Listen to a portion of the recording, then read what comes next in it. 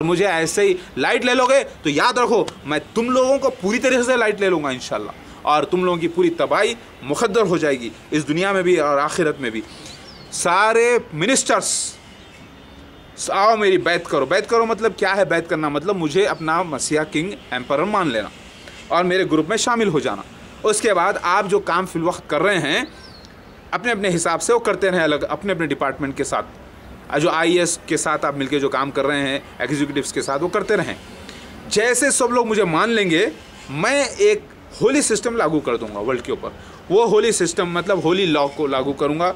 हर मोहल्ले को मैं डिवाइड कर दूंगा, यानी हर गांव को मैं एक छोटा छोटा डिवाइड करके हर गांव को पूरे जो गांव ऑलरेडी डिवाइडेड हैं उसके अंदर मैं किंग्स अपॉइंट कर दूंगा हमेशा के लिए, और उनमें आप लोगों को हुकूमत करना होगा और पब्लिक सपोर्ट करेगी। आप बोलेंगे कि भाई हम लीडर्स हैं, हम पॉलिटिकल लोग हैं, हम नहीं मानते, तो क्या मैं पूछता हूँ आज पॉलिटिकल लीडर्स इंडिया के पॉलिटिकल लीडर्स, क्या आप मुसलमान नहीं? क्या आप हिंदू नहीं? क्या आप ईसाई नहीं? क्या आप सिख नहीं? सिख हिंदुओं का ही एक टुकड़ा है जो हट गया और वो भी अहले किताब का ही हिस्सा है। लिहाजा गुरु बड़े, देखो प्राइम मिनिस्टर ऑफ इंडिया तुम्हारे लिए बात है, तुम्हारे गुरु नानक बड़े या अवतार बड़ा? लॉर्ड शिवा। तुम बोलोगे कि लॉर्ड शिवा बड़ा, वो तो गुरु हैं, क्योंकि लॉर्ड अवतार जो है गुरुओं का भी गुरु होता है। जब महागुरु मैं हूँ, अगर गुरु नानक भी आज जिंदा होते और आपके गुरु गोविंद सिंह भी जिंदा होते और सारे आपके 10 गुरु भी जिंदा होते तो भी वो मेरे साथ आके मेरी बैत करते, क्योंकि मैं अवतार लॉर्ड शिवा हूँ, आखिरी अवतार सरजमीन के ऊपर, और मैं आ गया हूँ तुम लोगों के खातिर, तुम लोगों को बचाने के खातिर जहन्नुम से। लेकिन अगर तुम लोग नहीं मानोगे और अपना ही सिस्टम लागू करोगे तो वो चलने वाला नहीं। आप बोलोगे कि आप हमको हमारे मज़हब से हटा रहे हो। नहीं, मैं तुमको तुम्हारे मज़हब पर फिक्स कर रहा हूँ। मैं खुद तुम्हारे मज़हब का एक बहुत बड़ा हिस्सा हूँ। बगैर मेरे तुम्हारा मज़हब नहीं है। तुम लोग पूरे मेरे पुजारी हो, मेरे फ़ोटों के, मेरे बीवी के फ़ोटों के, बच्चों के फ़ोटों के, और मैं ही आकर तुमको अपने रास्ते से हटाऊँगा।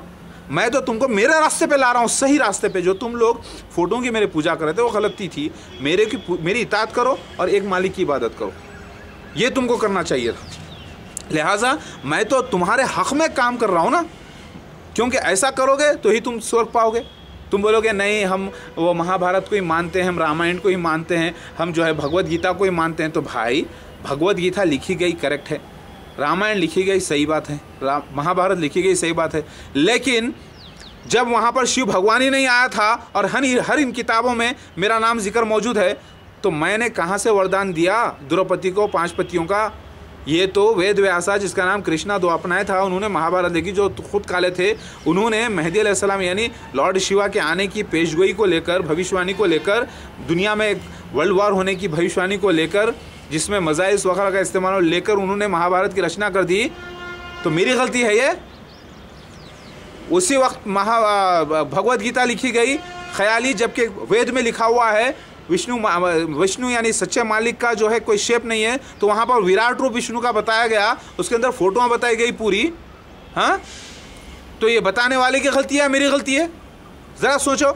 उसी तरीके से रामायण में शिवा को बताया गया, शिव धनुष तोड़ा बताया गया। मैंने बता दिया कि राम खुद जो है मुसलमान थे और मैं श्री राम की नस्ल से ही, दाऊद अलैहिस्सलाम है उनकी नस्ल से मैं आ रहा हूँ अल्हम्दुलिल्लाह। याकूब अलैहिस्सलाम की नस्ल में है ये पूरे, जिसका जिक्र बाइबल में है, मैंने डाल दिया है। देखिए, जब मैं पैदा ही नहीं हुआ था तो मुझे मेरे आने की बशारत को लेकर, श्री राम के साथ कुछ वाक़े को लेकर लोगों ने अपनी अपनी तरीक़े से रामायण लिख दी, महाभारत लिख दी। तो ये ख्याली आप किताबों को अगर फॉलो करेंगे तो कहाँ से हक़ पाएंगे आप लोग?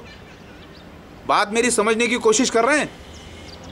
मैं अब आया हूँ, समझो, मेरे साथ ज्वाइन हो जाओ, दौलत शोहरत के वास्ते ज्वाइन हो जाओ। मैं आपको किंग बनाने का वादा करता हूँ, आपको आना है। अगर आप बोलेंगे अरे छोड़ो ये पागल हो गया, बेवकूफ़ है, इसका क्या, हमारा तो बड़ा पावर है, हमारा बड़ा नाम है, हमारी इतनी सिक्योरिटी है, तो आपकी पूरी सिक्योरिटी सिस्टम, आपकी पूरी इज्जत, आपकी पूरी दौलत तबाह हो जाएगी इंशाल्लाह। नोट कर लीजिए मेरा।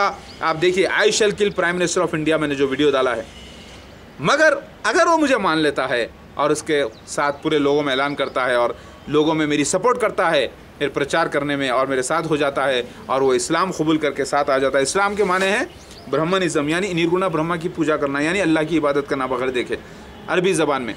देखो अरबी ज़बान में अल्लाह ताला ने यानी ओम ने पहले संस्कृत में भी, अरामिक में भी, सब में अपने अवतार भेजे। आखिरी में उन्होंने अल्लाह यानी ओम निराकार ही ने अरबी ज़बान में मोहम्मद मुस्तफ़ा सल्लल्लाहु अलैहि वसल्लम को भेजा और वेद फिर से नाजिल की अरबी ज़बान में और कह दिया कि इसी ज़बान में इबादत करो।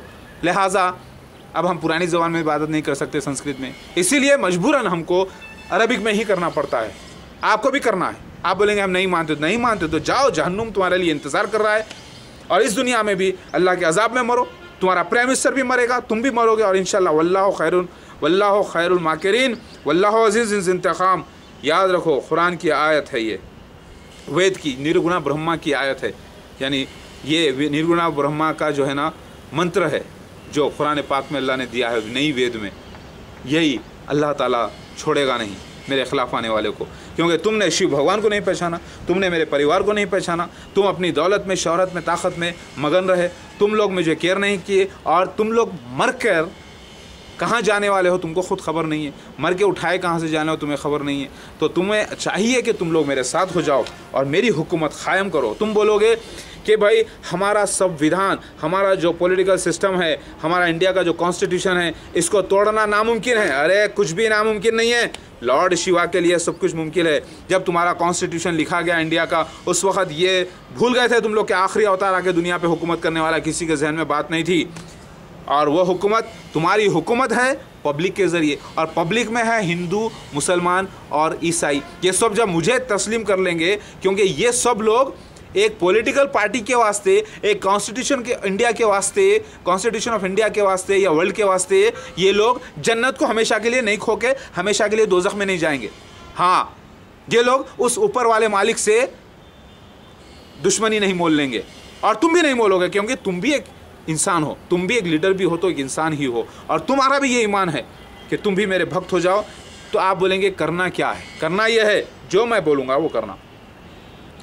मतलब आप जो काम कर रहे हैं, पहले पूरे पॉलिटिशियंस मिलकर जितना तुम लोगों के पास पैसा है, जितनी दौलत है, पूरे मेरे ख़जाने में जमा करो। आप बोलेंगे कौन से ख़जाने में? बैंक का अकाउंट नंबर देता हूँ, उसमें डाल दो, ईमानदारी से डालो। जितना पैसा है तुम लोगों के पास, जितनी दौलत है, उसका 80% डालो। यानी अगर तुम्हारे पास 1 करोड़, कम से कम 1 करोड़ से ऊपर है, जितना भी हो पूरा मेरे अकाउंट में डाल दो।